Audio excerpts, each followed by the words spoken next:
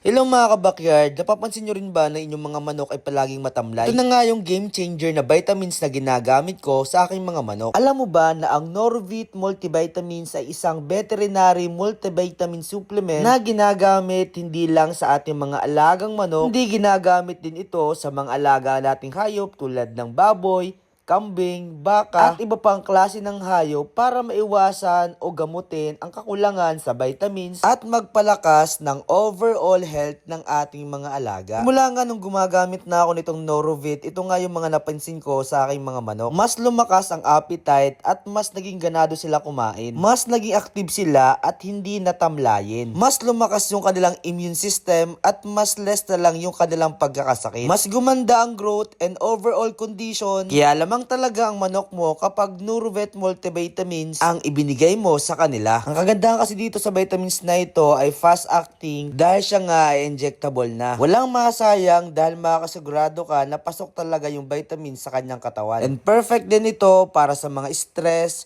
may sakit at nangihinang mga manok. At ang pinakamalupit ay trusted vitamins na nga rin pala ito ng mga breeder. Isa ka rin ba sa gumagamit ng vitamins na ito?